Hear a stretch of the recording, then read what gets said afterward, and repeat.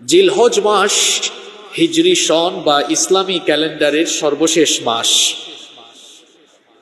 এই মাস শেষ হওয়ার মধ্য দিয়ে একটি হিজরি সন বিদায় নেয় এবং নতুন আরেকটি হিজরি সনের আগমন ঘটে। যেই জিলহজ মাস হিজরি সন বা ইসলামী ক্যালেন্ডারের সর্বশেষ মাস, আমরা এখন সেই জিলহজ মাসের একেবারে শেষ পর্যায়ে এসে উপনীত হয়েছি। নতুন একটি হিজরি সন শুরু হতে যাচ্ছে ইনশাআল্লাহ। হিজরি সন বা ইসলামী ক্যালেন্ডার এটি হচ্ছে মুসলমানদের পার্সোনাল ক্যালেন্ডার, এটি হচ্ছে মুসলমানদের নিজস্ব ধর্মীয় ক্যালেন্ডার। কারণ আমাদের সমস্ত ইবাদত, আমাদের সমস্ত গুরুত্বপূর্ণ দিন বা উৎসব সমূহ এই হিজরি ক্যালেন্ডারের আলোকেই পরিচালিত হয়। যেমন আমরা এই হিজরি ক্যালেন্ডার, হিজরি সন আরবি তারিখ অনুযায়ী রমাদান মাসে রোজা রাখি। আমরা এই হিজরি সন বা ইসলামী ক্যালেন্ডারের আলোকেই আমরা হজের মাসে হজ সম্পন্ন করি। এই হিজরি ক্যালেন্ডারের আলোকেই আমরা দুটি ঈদ পালন করি। এই হিজরি সন অনুযায়ী আমাদের মুহাররম, হিজরি সন বা ইসলামী ক্যালেন্ডার অনুযায়ী আমাদের আশুরা, এই আরবি ক্যালেন্ডার অনুযায়ী আমাদের লাইলাতুন নিসফে মিন শাবান, এই আরবি ক্যালেন্ডার অনুযায়ী আমাদের লাইলাতুল কদর। এক কথায় মুসলমানদের সমস্ত ইবাদত পরিচালিত হয় বাংলা বা ইংরেজি ক্যালেন্ডার দিয়ে নাকি আরবি বা হিজরি ক্যালেন্ডার দিয়ে? কোন ক্যালেন্ডার দিয়ে?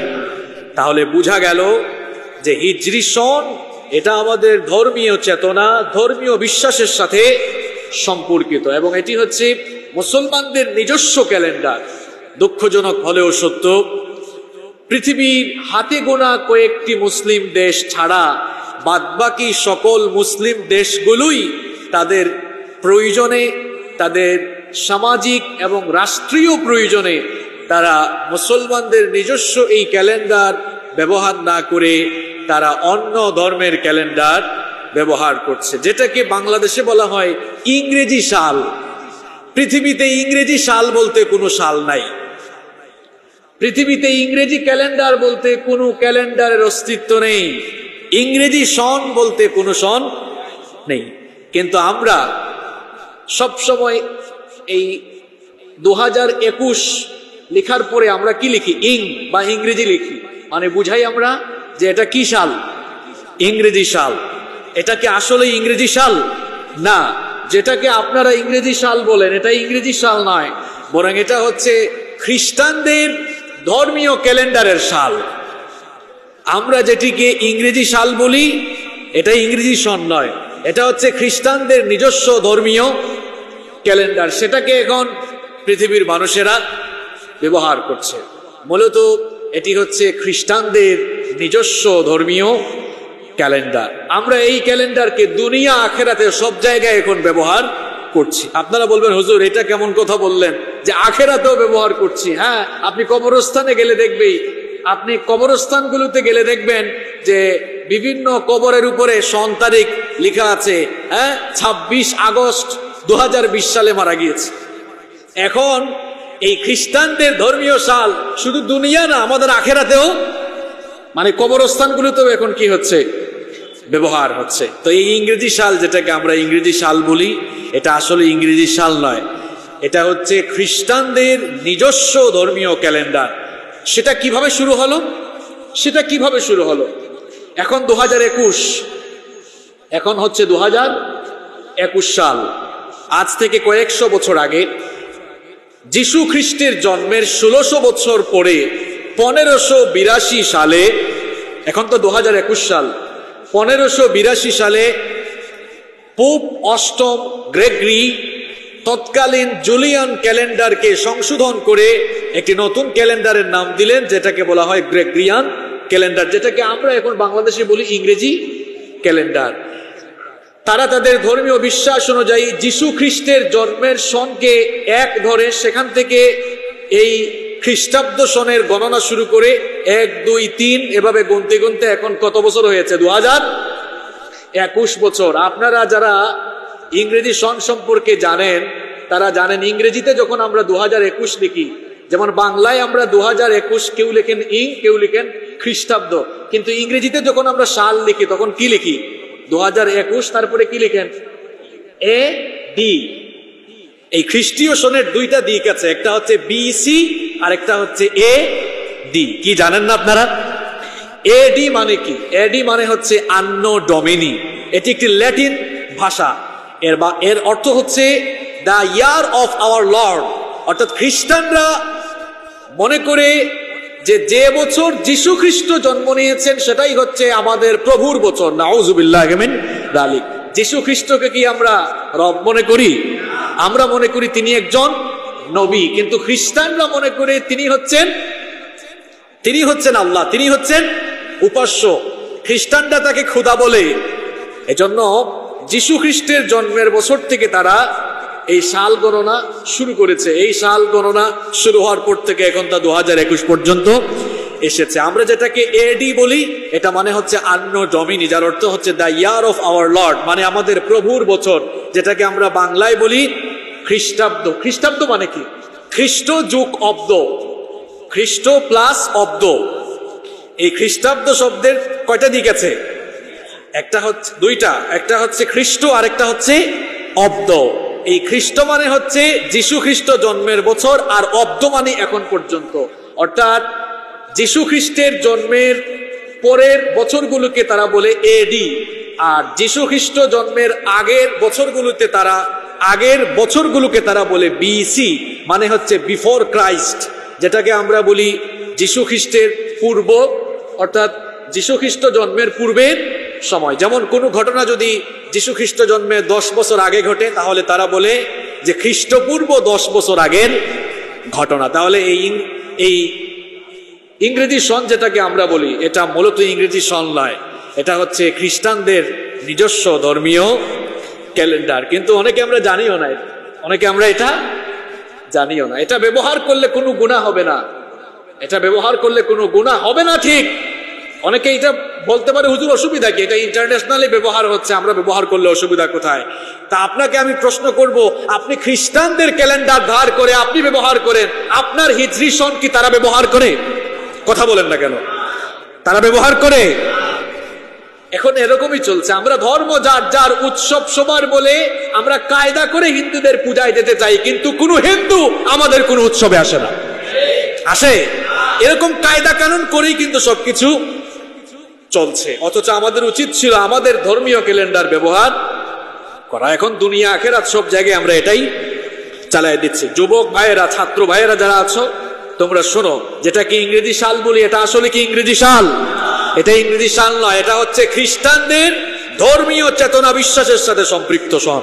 এটা তাদের নিজস্ব ধর্মীয় ক্যালেন্ডার। আর আমাদের ধর্মীয় ক্যালেন্ডার হচ্ছে ইসলামী ক্যালেন্ডার, আরবি ক্যালেন্ডার, যেটাকে বলা হয় হিজরি সন। এই হিজরি সন শুরু হওয়ার একটা ইতিহাস আছে। এই হিজরি সন কে প্রবর্তন করলেন? এই হিজরি সন প্রবর্তন করেছেন রাসূল করিম সাল্লাল্লাহু আলাইহি ওয়াসাল্লামের প্রিয় সাহাবী, ইসলামের দ্বিতীয় খলিফা সাইয়েদনা ওমর ইবনুল খাত্তাব রাদিয়াল্লাহু আনহু। তাহলে যদি কেউ প্রশ্ন করে হিজরি সনের প্রবর্তন কে করেন, তাহলে উত্তর কি হবে? ওমর ইবনুল খাত্তাব রাদিয়াল্লাহু। কিভাবে হিজরি সন শুরু হলো সেই ইতিহাস আপনাদেরকে শোনাচ্ছি। রাসূল করিম সাল্লাল্লাহু আলাইহি ওয়াসাল্লামের আগমনের পূর্বে এই পৃথিবীতে রোমান, পারস্য এবং অন্যান্য জাতির মধ্যে নিজস্ব ক্যালেন্ডার ছিল, কিন্তু আরবদের মধ্যে নিজস্ব কোনো ক্যালেন্ডার ছিল না। এমনকি রাসূল করিম সাল্লাল্লাহু আলাইহি ওয়াসাল্লামের জামানায়ও আরবদের নিজস্ব কোনো ক্যালেন্ডার ছিল না। বিভিন্ন ঘটনার উপরে নির্ভর করে সন তারিখ বলা হতো, যে অমুক ঘটনার অত বছর পরে, কিংবা ভূমিকম্পের বছর অথবা ভূমিকম্পের বছরের পরে। তার মানে হচ্ছে বিভিন্ন ঘটনাকে কেন্দ্র করে তারা সন তারিখ নির্ণয় করত। নিজস্ব কোনো ক্যালেন্ডার তাদের কাছে ছিল না। রাসূল করিম সাল্লাল্লাহু আলাইহি ওয়াসাল্লামের প্রিয় সাহাবী, ইসলামের দ্বিতীয় খলিফা, যিনি অর্ধ পৃথিবী শাসন করেছেন, সাইয়েদনা ওমর ইবনুল খাত্তাব রাদিয়াল্লাহু আনহু যখন খলিফা নির্বাচিত হলেন, তার খেলাফতকালে ইসলামী রাষ্ট্রের সীমানা বিস্তৃত হতে লাগলো। যেই ইসলাম শুধু মদিনায় ছিল, মদিনার ইসলাম এবার ধীরে ধীরে অন্য রাষ্ট্রগুলোতে চলে যেতে লাগলো। আস্তে আস্তে ইসলামী রাষ্ট্রের সীমানা বিস্তৃত হয়ে গেল। দূর দূরান্ত পর্যন্ত নতুন রাষ্ট্র এবং ভূখণ্ড ইসলামী খেলাফতের অন্তর্ভুক্ত হয়ে গেল। যখন ইসলামী রাষ্ট্রের সীমানা ব্যাপক হয়ে গেল, রাষ্ট্রীয় জরুরি দলিল, কাগজপত্র, নথি এগুলোতে যখন সন তারিখ লেখা হতো না, যেহেতু তখনও নিজস্ব কোনো ক্যালেন্ডার ছিল না, তখন দেখা গেল রাষ্ট্রীয়ভাবে বিভিন্ন সমস্যা, বিভিন্ন বিপত্তি, বিভিন্ন অন্তরায় সৃষ্টি হচ্ছে। এমত অবস্থায় আবু মুসা আল আশআরী রাদিয়াল্লাহু আনহু, যিনি রাসূল করিম সাল্লাল্লাহু আলাইহি ওয়াসাল্লামের একজন প্রিয় সাহাবী ছিলেন, তিনি ওমর রাদিয়াল্লাহু আনহুর সময়ে ইরাকের বসরা নগরীর গভর্নর ছিলেন। তিনি ওমর রাদিয়াল্লাহু আনহুকে জানালেন যে আমিরুল মুমিনিন, আপনার এই রাষ্ট্র ব্যবস্থায় রাষ্ট্রীয় বিভিন্ন ফরমান, চিঠি, রাষ্ট্রীয় বিভিন্ন নথিপত্র এগুলোতে সন তারিখের উল্লেখ না থাকায় প্রশাসনিকভাবে বিভিন্ন জটিলতা দেখা দিচ্ছে। এমত অবস্থায় আমাদের একটি ক্যালেন্ডার ব্যবহার করা প্রয়োজন। এই কথা শুনে আমিরুল মুমিনিন ওমর ইবনুল খাত্তাব রাদিয়াল্লাহু আনহু সিনিয়র সাহাবীদেরকে ডাকলেন। সিনিয়র সাহাবীদেরকে ডেকে তাদের কাছে পরামর্শ চাইলেন যে আমরা তো সন তারিখ ব্যবহার না করে দেখা যাচ্ছে বিভিন্ন রাষ্ট্রীয় বিভিন্ন দলিল, ফরমান, কাগজপত্র এগুলোতে তারিখ নাই, বিভিন্ন ধরনের সমস্যা, জটিলতা সৃষ্টি হচ্ছে। আমাদের একটি নিজস্ব ক্যালেন্ডার, নিজস্ব একটি বর্ষপঞ্জি ব্যবহার করা প্রয়োজন। এ ব্যাপারে আপনাদের মতামত কি? তখন সাহাবীদের মধ্যে কেউ কেউ বললেন যে যেহেতু রোমান এবং পারস্যদের একটি ক্যালেন্ডার আছে, আমরা তো তাদের ক্যালেন্ডারটা অনুসরণ করলেই চলে, নতুন করে আরেকটা ক্যালেন্ডার তো বানানো বা প্রবর্তন করার কোনো প্রয়োজন নেই। এটি ছিল সাহাবীদের মধ্যে কিছু সংখ্যক সাহাবীদের মত, কিন্তু বেশিরভাগ সাহাবীরা এই মতের উপরে আপত্তি তুললেন। তারা বললেন, না, বিধর্মীদের ক্যালেন্ডার আমরা কেন অনুসরণ করব, বরং আমাদের উচিত আমাদের নিজস্ব একটি ক্যালেন্ডার প্রবর্তন করা, যেটাকে আমরা অনুসরণ করব। সাহাবায়ে কেরাম এই মতের উপরে সবাই ঐক্যমত হলেন, একমত হলেন, সিদ্ধান্তে পৌঁছালেন তাহলে আমরা নিজস্ব একটি ক্যালেন্ডার প্রবর্তন করে সেটারই অনুসরণ করব। তখন ওমর ইবনুল খাত্তাব রাদিয়াল্লাহু আনহু সাহাবীদের কাছে পুনরায় পরামর্শ চাইলেন, আমরা যদি নতুন একটি ক্যালেন্ডার প্রবর্তন করি তাহলে সাল গণনা কোন জায়গা থেকে আমরা শুরু করব? পরামর্শ চাইলেন। সাহাবীদের মধ্য থেকে 4টি পরামর্শ আসলো। কয়টা পরামর্শ আসলো? 4টি পরামর্শ আসলো। কিছু সাহাবীরা পরামর্শ দিলেন যে নবী করিম সাল্লাল্লাহু আলাইহি ওয়াসাল্লাম যেই মাসে পৃথিবীতে এসেছেন এবং যেই মাসে তিনি হিজরত করে মদিনায় গিয়েছেন সেই মাসটি ছিল তারা বললেন যে নবী করিম সাল্লাল্লাহু আলাইহি ওয়াসাল্লাম যেই সময়ে পৃথিবীতে এসেছিলেন, যেই সালে পৃথিবীতে এসেছেন সেই সময় থেকে সাল গণনা শুরু হোক। এটা ছিল একটি মত। 2 নম্বর মত ছিল যে না, কিছু সংখ্যক সাহাবীরা বললেন না, বরং নবীজি যেই সময় যেই বছরে নবুয়ত পেয়েছিলেন সেই বছরকে এক ধরে সাল গণনা শুরু হোক। এটা ছিল 2 নম্বর অভিমত। 3 নম্বর অভিমত ছিল কিছু সংখ্যক সাহাবীরা বললেন যে নবীজি যেই বছর হিজরত করেছেন সেই বছরকে এক ধরে সাল গণনা শুরু হোক। আর 4 নম্বর অভিমত এসেছিল, সাহাবীদের কেউ কেউ বললেন যে যেই বছর নবীজি ইন্তেকাল করেছেন, যেই বছরে তার ওফাত হয়েছে সেই বছর থেকেই সাল গণনা শুরু হোক। তাহলে কয়টা মতামত আসলো? 4টা মতামত আসলো। সাইয়েদনা শেরে-ই-খুদা আলী কাররামাল্লাহু ওয়াজহাহু তিনি হিজরতের বছর থেকে সাল গণনার ব্যাপারে জোরালো পরামর্শ দিলেন।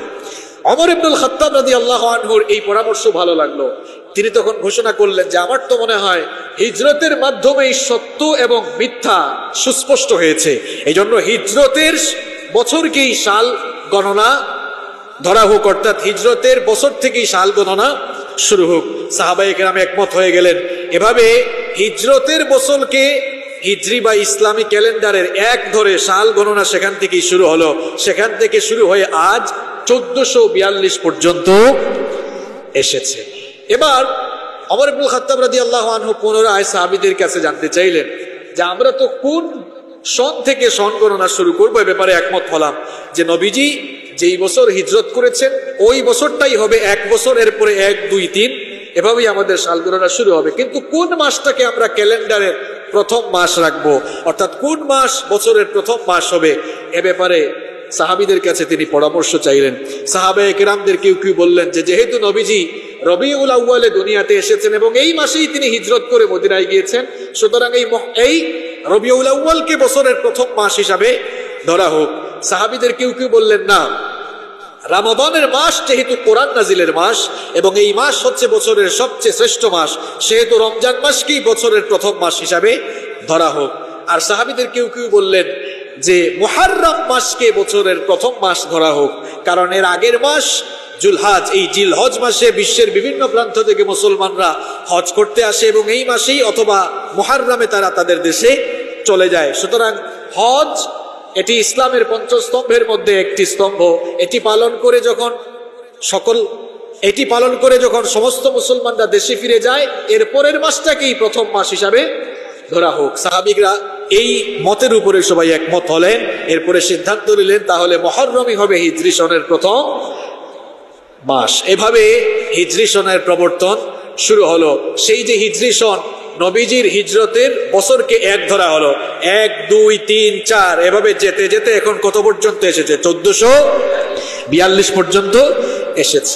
তাহলে হিজরি সন নবী করিম সাল্লাল্লাহু আলাইহি ওয়াসাল্লামের হিজরতের বছরকে স্মরণীয় করে রাখার জন্য এই হিজরি সনকেই হিজরি সন গণনার উৎস হিসাবে ধরা হয়েছে। কারণ এই হিজরতের মাধ্যমেই ইসলামের এক নবদিগন্ত সূচিত হয়েছিল। নবী করিম সাল্লাল্লাহু আলাইহি ওয়াসাল্লাম 40 বছর বয়সে নবুয়ত পেলেন। নবুয়ত পাওয়ার আগ পর্যন্ত মক্কার সমস্ত কাফেরদের কাছে তিনি অত্যন্ত ভালো এবং তাদের পছন্দের মানুষ ছিলেন। যখনই তিনি নবুয়ত পেয়ে আল্লাহর দ্বীনের দাওয়াত শুরু করে দিলেন, তখন তিনি কাফেরদের কাছে এক অপ্রিয় পাত্র হয়ে গেলেন।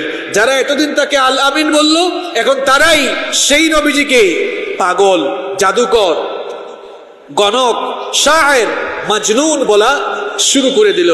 নবীজি কষ্ট পেয়ে কি দাওয়াত বন্ধ করে দিয়েছেন? বন্ধ করে দেন নাই। গোপনে গোপনে 3 বছর দাওয়াত দিলেন। এরপরে আল্লাহ তাআলা তার হাবিবের কাছে ওহী নাযিল করলেন, ওয়া আনযির আশীরাতাকাল আকরাবিন। গোপনে বহু দিয়েছেন, এবার প্রকাশ্যে নিকটাত্মীয়দের কাছে, সবার কাছে প্রকাশ্যে দাওয়াত দেন। আল্লাহর নবী যেদিন প্রকাশ্যে দাওয়াত শুরু করলেন, সেদিন থেকেই এবার কি শুরু হয়? জুলুম নির্যাতন শুরু হয়ে গেল। শুধু নবীজির উপরে জুলুম নির্যাতনই হলো না, নবীজির সাহাবীদের উপরেও জুলুম নির্যাতন শুরু হলো। এভাবে মক্কায় 13টি বছর মুসলমানরা মার খেলো। জুলুম নির্যাতনের মাত্রা যখন অত্যধিক বেড়ে গেল, তখন আল্লাহ তাআলা নবী করিম সাল্লাল্লাহু আলাইহি ওয়াসাল্লামকে হিজরতের আদেশ দিলেন। এবার নবী করিম সাল্লাল্লাহু আলাইহি ওয়াসাল্লাম তার সাহাবীদেরকেও হিজরতের আদেশটা জানিয়ে দিলেন। যেই সাহাবীরা ঈমান এনেছেন, ঈমান আনার কারণে এবার তাদের ঘর বাড়ি, তাদের ভিটে মাটি এবার তারা ছেড়ে মদিনায় চলে যেতে হচ্ছে। আমরাও তো ঈমান এনেছি, ঈমান আনার কারণে আমরা তো আমাদের ঘর বাড়ি ছাড়তে হয় নাই, আমরা তো আমাদের দেশ ছাড়তে হয় নাই। কিন্তু নবীজি এবং তার সাহাবীরা তাদের ভিটে মাটি, বাপ দাদার ভিটা, তাদের দেশ ছেড়ে তারা দেশান্তরিত হয়েছিলেন। ঈমান এটি ছোটখাটো বিষয় নয়, ঈমান অত সহজ বিষয় নয়। ঈমান আনলে বিনিময় দিতে হবে, ঈমান আনলে পরীক্ষার সম্মুখীন হতে হবে। কারণ ঈমানের পথ ফুল বিছানো নয়, এটা কাঁটায় ঘেরা। ঈমান আনলে জালেমদের জুলুমের রুশানলে পড়া লাগবেই লাগবে। ঈমান আনার পরে যদি আপনি জালেমদের জুলুমের রুশানলে না পড়েন, তাহলে বুঝতে হবে আপনার এই ঈমান নবী এবং সাহাবীদের তরিকার ঈমান নয়। এই জন্য জালেমদের জুলুমের রুশানলে আপনাকে পড়তে হয় না। ঈমান আনলে ঈমানি পরীক্ষা দিতেই হবে, কারণ পৃথিবীর সমস্ত নবীরা এবং সমস্ত ঈমানদারেরা ঈমানি পরীক্ষার সম্মুখীন হয়ে তারা ঈমানি পরীক্ষায় উত্তীর্ণ হয়েছে। হিজরতের এই ঘটনা, যে হিজরি সন আমরা এখন ব্যবহার করছি, এটা হিজরতের ঘটনাকে কেন্দ্র করেই, হিজরতের ঘটনাকে স্মরণীয় করে রাখতেই হিজরি সন থেকেই এর গণনা শুরু হয়েছে। সুতরাং এখান থেকে মুসলমানদের জন্য একটি শিক্ষাও রয়েছে। এই ঈমানের জন্য যদি নিজের ঘর বাড়ি ছাড়তে হয়, পরিবার পরিজন ছাড়তে হয়, ভিটেমাটি ছাড়তে হয়, এমনকি দেশান্তরিতও যদি হতে হয়, ঈমানদার ঈমানের বিনিময়ে সবকিছুকে কুরবানি করবে, তারপরেও ঈমানের রাস্তা সে ছাড়বে না। এটি হচ্ছে হিজরতের মূল শিক্ষা। সম্মানিত ভাইয়েরা, তাহলে হিজরি সন কিভাবে শুরু হলো? হিজরি সন প্রবর্তনের ইতিহাস আমরা জানলাম। নবী করিম সাল্লাল্লাহু আলাইহি ওয়াসাল্লামের ওফাতের 6 বছর পরে হিজরি 16 বা 17 সাল থেকে সাহাবীদের ঐক্যমতের ভিত্তিতেই এই হিজরি ক্যালেন্ডারের প্রবর্তন হয়।